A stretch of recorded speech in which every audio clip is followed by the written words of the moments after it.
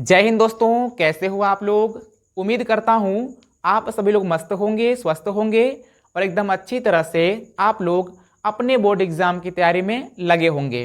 दोस्तों, आज की इस वीडियो में हम लोग क्लास 12th की फिजिक्स का एक मोस्ट इम्पोर्टेंट टॉपिक जिसका नाम है वैद्युत द्विध्रुव के कारण निरक्षीय स्थिति में विद्युत विभव।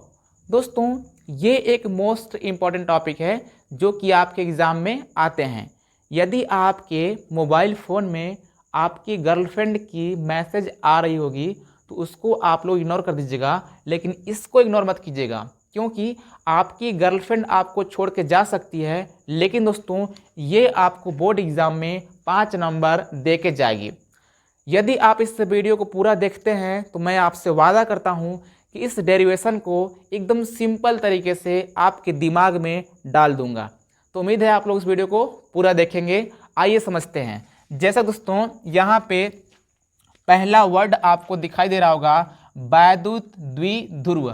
हमने आपको इससे पहले समझाया है कि ऐसा निकाय जो दो समान परंतु विपरीत आवेश एक दूसरे से अल्पतम दूरी पर स्थित होते हैं उसे हम लोग वैद्युत द्विध्रुव कहते हैं।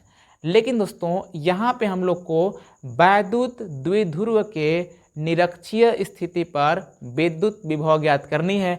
तो आइए सबसे पहले हम लोग यहाँ पे क्या ज्ञात करेंगे, वैद्युत द्विध्रुव बनाएंगे। जैसे कि मान लीजिए ये एक वैद्युत द्विध्रुव है जो कि प्लस क्यू आवेश और माइनस क्यू आवेश से मिलकर बनी है। और दोस्तों इस बिंदु को मैं मान लेता हूं कि ए है और इस बिंदु को बी मान लेता हूं।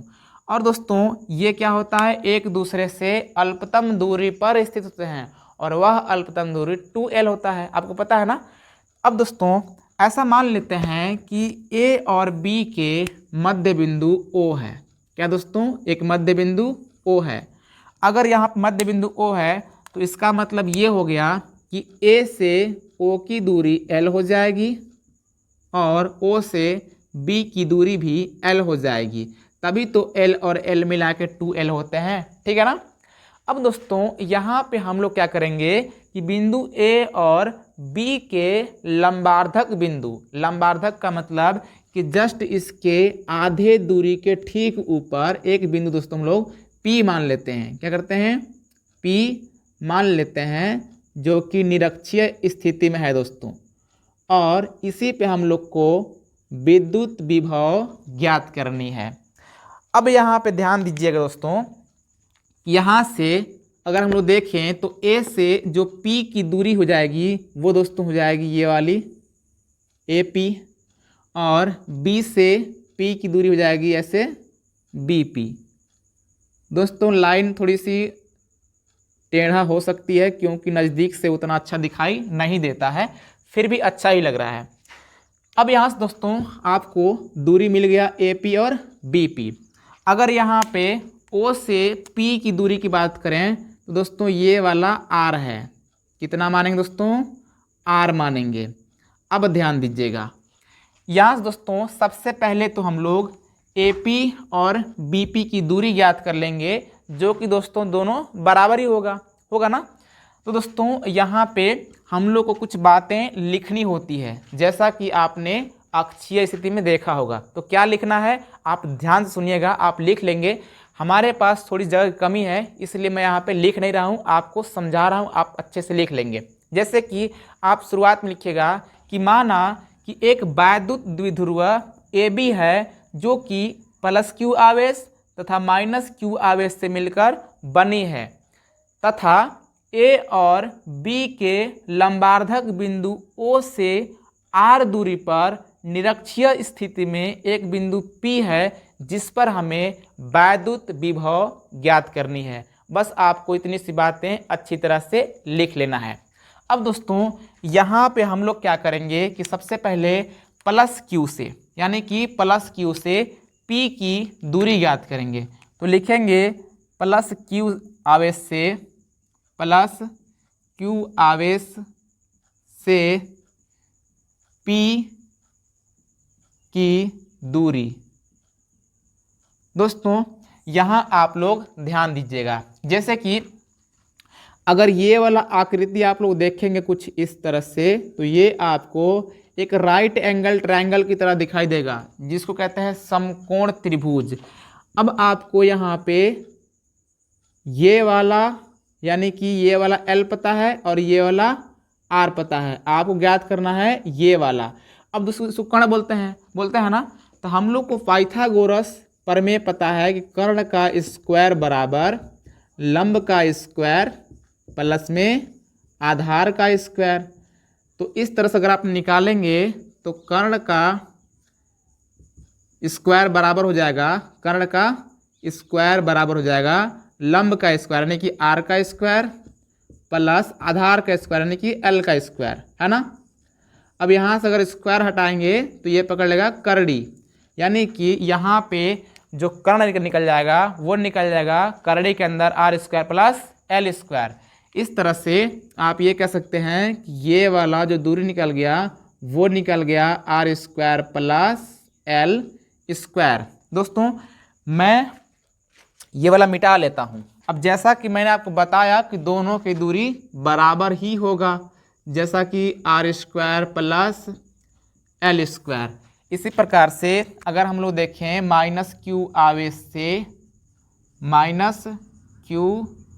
आवेश से P की दूरी, तो दोस्तों वो भी यही होगा। क्यों भाई, उधर भी एक त्रिभुज बन रहा है और फार्मूला सेम लगाएंगे, तो यहाँ भी क्या है, लंब आर है और आधार एल है, तो भी क्या होगा, सेम निकल जाएगा। तो इस प्रकार से हम लोग को दूरी पता हो चुका है। अब क्या करेंगे, हम लोग निकालेंगे कि प्लस क्यू आवेश के कारण बिंदु P पर विभव तथा माइनस क्यू आवेश के कारण विभव। तो लिखते हैं कि प्लस क्यू के कारण विद्युत विभव दोस्तों हो जाएगा V1 बराबर, ध्यान दीजिएगा आपको पता है विभव का सूत्र क्या, 1/4 पाई एप्सिलॉन नॉट Q बट्टे R होता है, यानी Q बट्टे R यानी दोस्तों कितना हो जाएगा, ये करड़ी में R square plus L square. ध्यान दीजिएगा इसको मान लेंगे समीकरण 1। इसी प्रकार से लिखेंगे माइनस क्यू आवेश के कारण, माइनस क्यू आवेश के कारण विद्युत विभव। अब दोस्तों यहाँ पे हो जाएगा V2 बराबर, ध्यान दीजिएगा अगर माइनस क्यू आवेश के कारण विद्युत विभव निकालेंगे तो जो आपका विभव होगा वो भी माइनस में ही होगा, यानी 1/4 पाई एप्सिलॉन नॉट Q बट्टे R, यानी कि दोस्तों R कितनी है, R square plus L square. R का मतलब दोस्तों दूरी होता है। अब लिखेंगे परिणामी विद्युत विभव, परिणामी विद्युत विभव। दोस्तों जो परिणामी विद्युत विभव होगा वो दोस्तों हो जाएगा V बराबर V1 प्लस V2। अब यहाँ से ध्यान दीजिएगा अगर V बराबर निकालेंगे तो V1 का मान कितना दोस्तों, V1 का मान है 1/4 पाई एप्सिलॉन नॉट Q बट्टे कितना हो जाएगा, करड़ी में आर स्क्वायर प्लस का एल स्क्वायर, और प्लस में V2 का मान दोस्तों कितना है, माइनस में है, तो ध्यान दीजिए यहाँ माइनस लिख लेंगे 1/4 पाई एप्सिलॉन नॉट और Q बट्टे करड़ी के अंदर R square plus L square. अब दोस्तों देखिए दोनों तरफ बराबर हैं, इधर भी 1/4 पाई एप्सिलॉन नॉट Q बट्टे करड़ी के अंदर R square plus L square है और इधर भी है। अब एक ठो प्लस एक ठो माइनस में है, तो जहाँ प्लस माइनस बराबर हो गया तो ये आपका हो जाएगा 0, यानी प्लस माइनस कट के 0 हो जाएगा। हालांकि कुछ लोग इसे काट देते हैं, आप लोग काटिएगा मत, अच्छा दिखेगा ऐसे, और V बराबर हो जाएगा 0। तो उम्मीद करता हूँ कि आप इस आसान से डेरिवेशन को एकदम अच्छी तरह से समझ गए होंगे। यदि आपको समझ में आई हो तो इस वीडियो को लाइक कर दीजिएगा। अगर आपको समझ नहीं आई हो तो डिसलाइक कर दीजिए, कोई दिक्कत नहीं है। अगर आप डिसलाइक करेंगे तो मुझे मालूम पड़ेगा कि आपको पसंद नहीं आ रही है, तो मैं कुछ और सुधार करूँगा। यदि आपको पसंद आ रही है तो आप लोग लाइक ज़रूर कीजिएगा और एक प्यारा सा कमेंट जरूर कीजिएगा। चैनल को सब्सक्राइब करके बेल आइकन प्रेस कीजिएगा। मिलते हैं अगली वीडियो में, तब तक नमस्कार।